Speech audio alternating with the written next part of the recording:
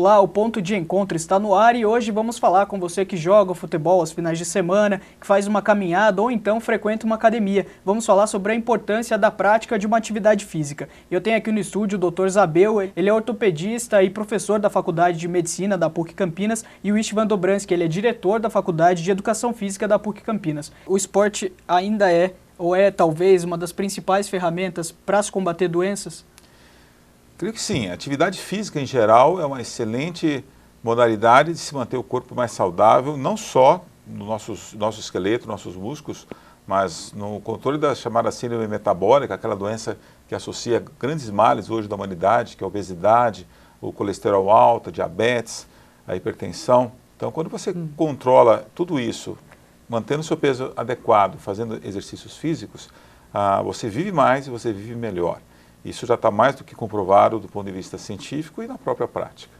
Eu vou chamar agora na tela, é uma pesquisa do Ministério da Saúde, foi feita em 2012, mostrou que o brasileiro ainda está devendo quando se fala em prática de atividade física. 14% da população adulta, ou seja, quase 18 milhões de pessoas, não praticam nenhum exercício. Aproximadamente 40% dos homens entrevistados disseram que se exercitam nos momentos de lazer e 22% das mulheres disseram que faz alguma atividade. Istvan, existem muitas academias atualmente, né, espaços abertos aí, espaços de lazer. As pessoas, elas estão tentando encaixar mais na rotina delas uma prática de exercício? Com certeza. Na verdade, o número de espaços realmente aumentou bastante. Não só as academias geraram, assim, existe uma proliferação muito grande de academias, mas os clubes também passaram a se desenvolver e a elaborar espaços específicos até para diferentes exercícios que antes não existiam, ou que eram muito poucos que existiam, pelo menos nos clubes, né? As praças de esportes, elas têm sido bastante utilizadas, como o professor falou, realmente nós temos aí os idosos indo muito, participando bastante. Há até uma discussão, até porque agora como trabalhar com os idosos que até são ativos, porque a gente tem aí um volume grande. E isso gerou, por exemplo, no curso de educação física, assim como para os profissionais, também gerou uma série de estudos e de pesquisas no sentido de conseguir, inclusive, prescrever exercícios físicos naquele tempo que a pessoa tem disponível.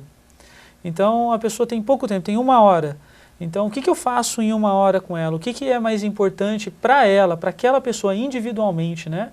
Então, você não vai prescrever igual para todo mundo, você vai prescrever baseado naquilo que a pessoa precisa individualmente, né? E as pessoas têm buscado os profissionais justamente nesse sentido. Olha, o que eu faço? O que eu posso fazer? O que é melhor para esse meu objetivo, para aquilo que eu quero? Embora uma parte deles, às vezes, não tenha muito claro exatamente o que eles querem. Mas a gente dialogando, a gente descobre. Antes se falava que o ideal era aproximadamente 30 minutos de exercício por dia, 5 vezes por semana. Ainda continua? Esses números continuam? Olha, na verdade, 30 minutos foi bem discutido, porque na verdade 30 minutos a gente entende como não é saúde, eu acho que é uma questão de sobrevivência. É completamente diferente.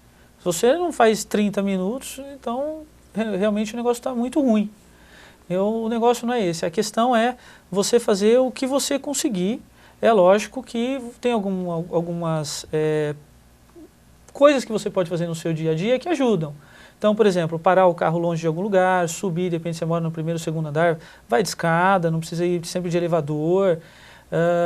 Enfim, você fazer coisas no seu dia a dia que elevem a sua frequência cardíaca, que você faça algum tipo de esforço, né, para que ele sinta esse exercício, né? Mas 30 minutos é muito pouco, ele realmente é melhor do que nada, mas eu não vou dizer para você que é suficiente porque a gente sabe que não é. Mas o que seria suficiente, então? Você precisaria fazer por volta pelo menos aí 1 hora por dia, teria que ser o dobro disso. 5 vezes por semana? 5 vezes por semana, sim, esse sim. Seria... Talvez você não precisasse fazer musculação, ou então quer fazer esteira, e assim durante 1 hora seguida. Não precisa, mas você tem uma diversidade de atividades, porque a gente vai trabalhar cardiovascular, vai trabalhar força muscular, vai trabalhar propriocepção, a gente vai trabalhar outras coordenação motora, você trabalha outras coisas quando você faz exercício físico. Então, a flexibilidade, essa questão de tudo isso de uma forma equilibrada, né? Então, 1 hora eu diria que seria um tempo já mais razoável, mas meia hora é bem discutido e bem discutível, na verdade, essa meia hora. E, de repente, doutor, o senhor recebe no seu consultório alguém que o senhor fala, é importante fazer 1 hora de exercício, 30 minutos, as pessoas ainda têm uma certa resistência com o exercício físico? Tremendamente. Eu acho que você pode pensar em qualquer nível socioeconômico, em qualquer idade, as pessoas vêm te abordar por estarem com problema de saúde. Alguns poucos vêm por prevenção, mas a maioria já tem o seu problema. E quando você, obrigatoriamente, o profissional bem formado hoje de medicina tem que abordar esse tema. E tem que indicar para onde ir, porque muitas vezes o paciente joga toda a esperança dele num comprimido, quando na verdade você tem que mudar a sua vida. E mudar a vida significa melhorar suas relações, melhorar seu tempo, melhorar suas prioridades.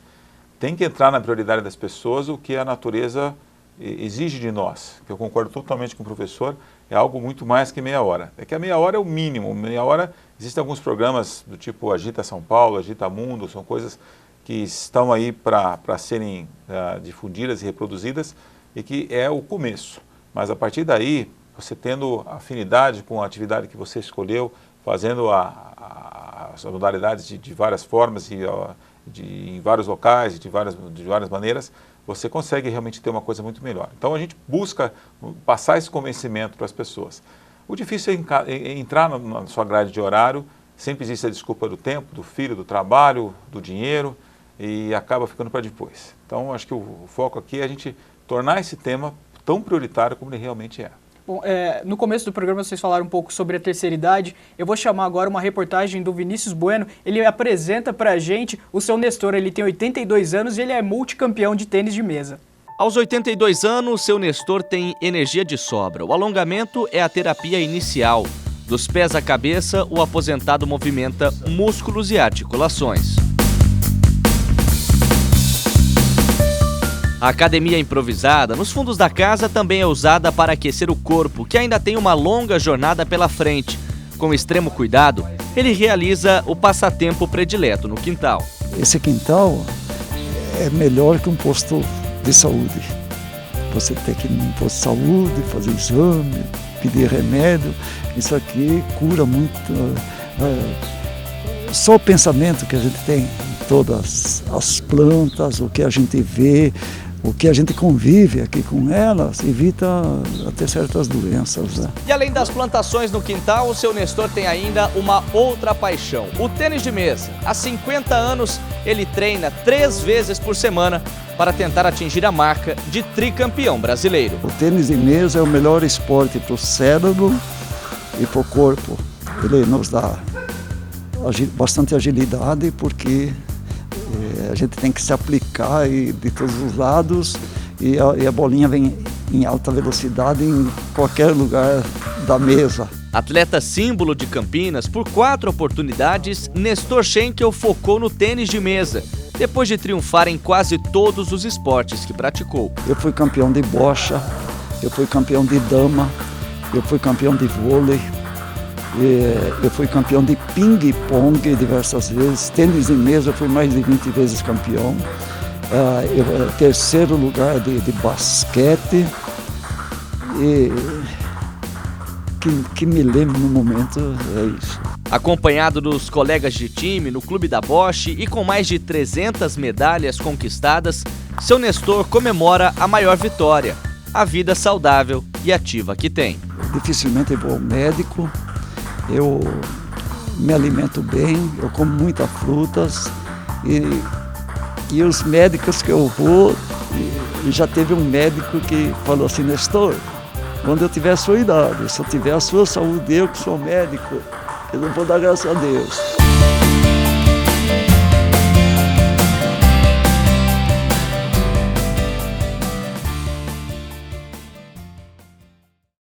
Bom, como a gente viu aí, o seu Nestor aí esbanjando saúde, né?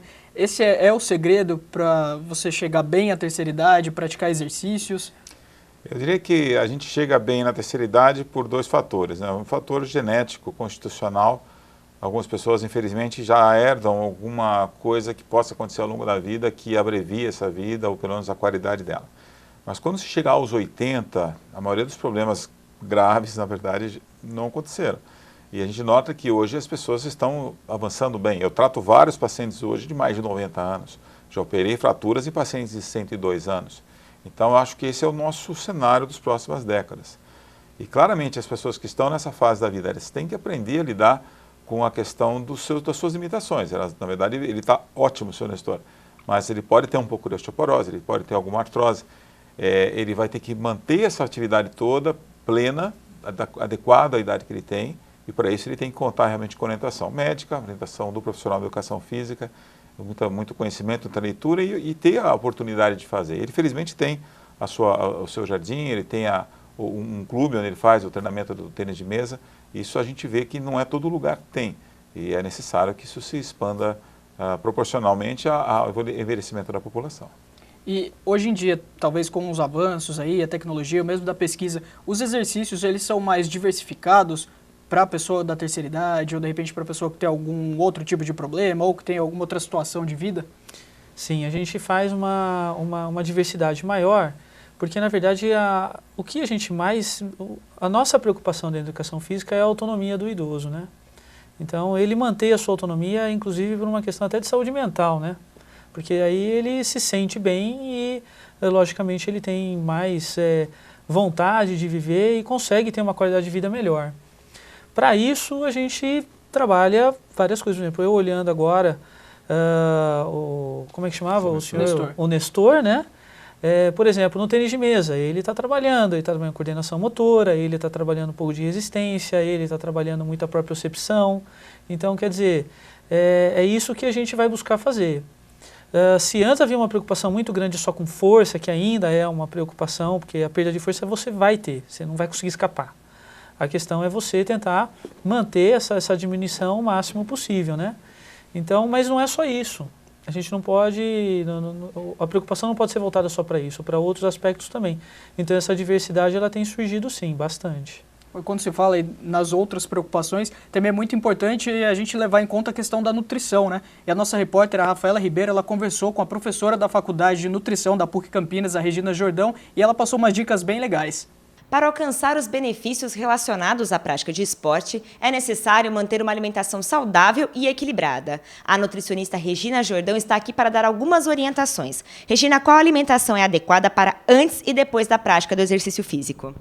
Bom, primeiro é necessário verificar qual tipo de exercício está sendo praticado e o horário, porque às vezes a gente consegue colocar um café da manhã, um lanche da tarde ou um jantar como alimento sempre, né? Evitar a suplementação a não ser em casos necessários. E o antes é sempre bom ter um alimento leve, de fácil digestão. E depois algum alimento que recupere as energias. Então, geralmente a gente fala carboidrato, proteína. E antes, para dar essa energia para você ter ali aquele pique para treinar. E o carboidrato é o campeão aí, como antes do treino. Uma fruta, um cereal, um pão, aí vai variar muito qual tipo de modalidade você está praticando. E quais são os riscos de se fazer um exercício em jejum? Bom, o jejum já diz, né, que é uma falta de algum alimento, você está num período ali que seu corpo está buscando uma energia e você vai ter que fazer o exercício logo em seguida. Então, o jejum vai provocar uma fraqueza muscular, principalmente. Tem pessoas que têm tontura, tem pessoas que passam mal, cai a glicemia, que é a concentração de açúcar no sangue, e o corpo está buscando uma maneira de te dar energia. E aí vem o malefício, vamos dizer assim, no seu corpo, que é a perda de músculo.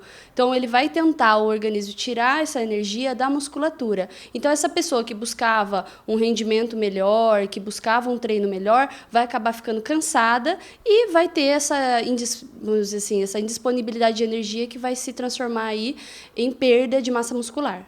E qual a melhor forma de se hidratar?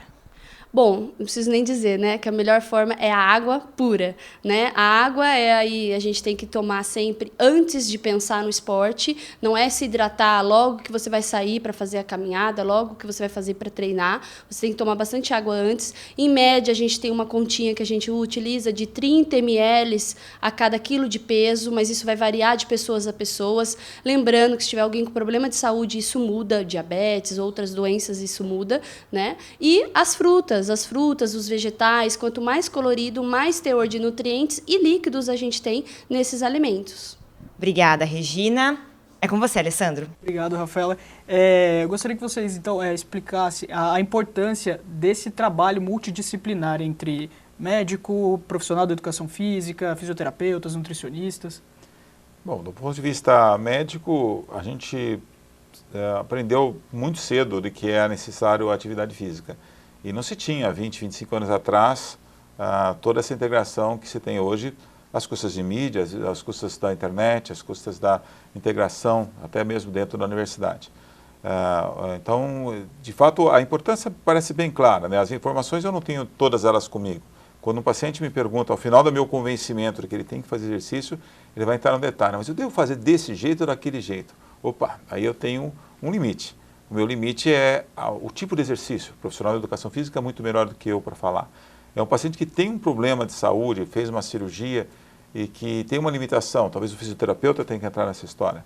O nutricionista vai dar esse suporte, principalmente para aqueles que estão acima do seu peso ou eventualmente estão fazendo uma atividade física completamente atípica para os seus hábitos. E eu acrescento outros profissionais. Acho que você tem o profissional de psicologia, tem que ajudar nisso também. Então, assim, a integração multidisciplinar é uma palavra que cabe hoje em várias áreas da saúde e certamente o exercício físico é uma delas. E agora o verão chegando, esses projeto verão, tem de repente algum risco a pessoa que nunca fez exercício começa a fazer, quer correr 100 metros em 10 segundos, isso pode ser um risco para a saúde, para a vida da pessoa? Sim, com certeza. Na verdade, é bastante comum o projeto verão, a gente encontra com bastante frequência. Mas eu diria para você que de vez em quando, dependendo da população, há uma certa tendência até a não ter tanto, né? As pessoas estão buscando se conscientizar, né, com relação à saúde e a importância da longevidade, assim, de você fazer isso durante um período muito longo. Mas nós temos sim, tem bastante e tem riscos cardiovasculares, a gente tem risco de lesões.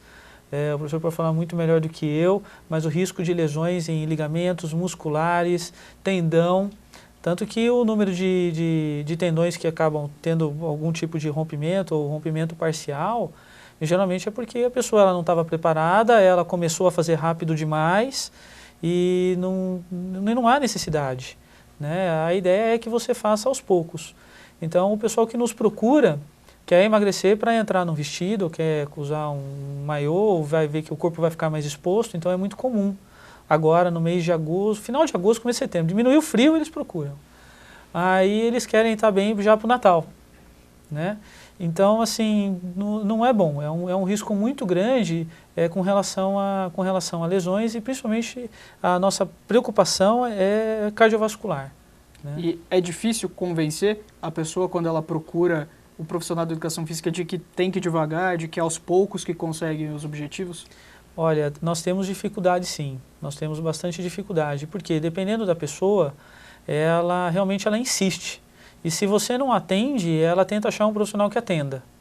Então, é uma questão de consciência realmente, até do profissional mesmo, de saber fazer uma autoavaliação e ter até, certo, assim, o bom senso, até a questão ética e o bom senso, de que, olha, a pessoa não está preparada, você vai ter que começar devagar. Mas acontece também das pessoas tentarem começar rápido, buscam outro profissional, aí vê que fica lesionado e aí volta.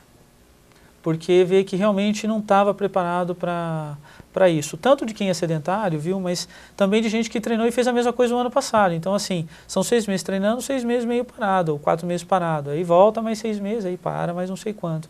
Então, é muito ondulatório, né? Mas eu vejo, com essa geração que nós temos agora, com essa idade, que talvez exista uma consciência maior com relação a essa questão da continuidade. Eu não sei da minha geração para trás, agora que vem assim, que agora está com 20 anos, eu não sei qual é a consciência que eles têm sobre isso, né? Mas eu vejo dos 30 aos 40, 45 anos que há uma preocupação maior e o risco parece ser menor também. Falando um pouco de risco, eu vou conversar agora com o professor Nelson. Ele é professor da Faculdade de Fisioterapia aqui da PUC Campinas. Ele vai trazer algumas dicas, principalmente para quem é atleta de final de semana. Alessandro, foi um prazer imenso estar aqui com vocês, colaborando com esse tema que é interessante do cuidado com o atleta ou atleta de final de semana. Nós estamos aqui para comentar um pouquinho sobre principalmente os cuidados que o atleta de final de semana tem com relação à atividade esportiva que ele pratica. O importante primeiro, entender o que você vai fazer em relação ao esporte. Se você é uma pessoa sedentária, segunda a sexta-feira no escritório e no sábado e domingo vai fazer uma atividade física, tenha muito cuidado. Existem vários fatores que podem te prejudicar em vez de te ajudar.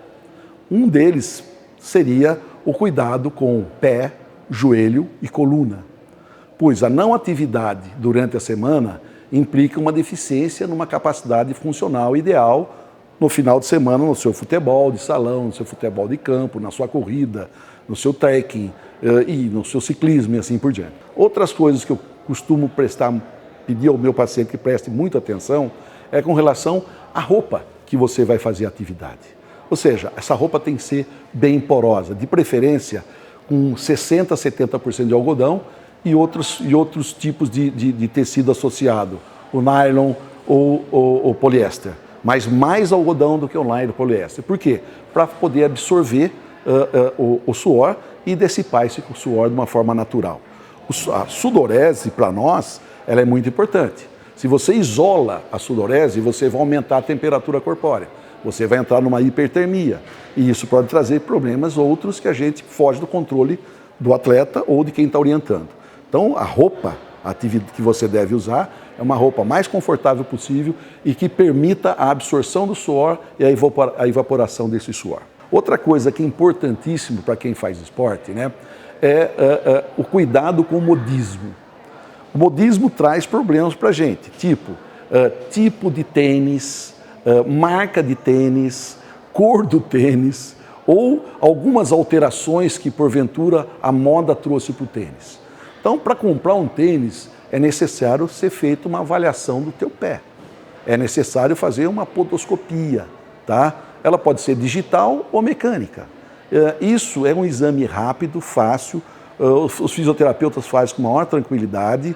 Existem os protéticos também na cidade que também fazem essa podoscopia, porque é a partir daí que vai se analisar que tipo de pé você tem e que tipo de calçado você pode usar. Bom, o professor Nelson, ele levantou uma questão aí em relação à vestimenta. Tem gente que vai correr, coloca moletom, plástico na barriga, não funciona, né? Não funciona de jeito nenhum. Na verdade, é o exercício que você tem que fazer.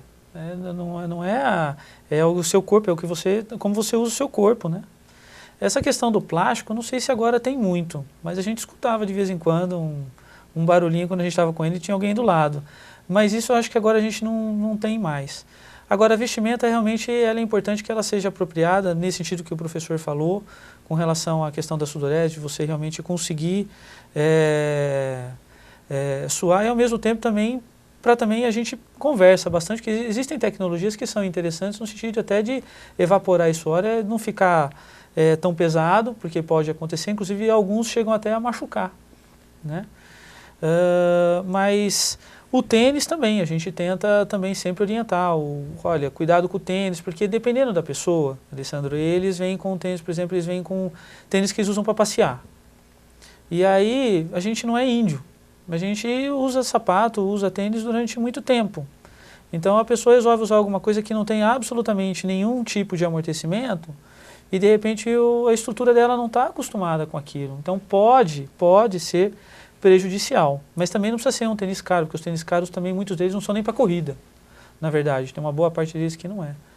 Mas é importante fazer esse tipo de orientação que o professor falou mesmo, com certeza. Para quem quer começar a fazer o exercício, para quem está começando agora, qual é o exercício ideal? Uma caminhada, depois uma corrida? Tem algum que é ideal para iniciante ou não? Varia de pessoa para pessoa, porque vai variar da idade, vai depender do histórico de exercício físico, quanto tempo ficou parado, se ficou parado. Se ficou parado 6 meses, é uma coisa. Se ficou parado 20 anos, é outra. Se ficou 10 anos, 5 anos, é outra.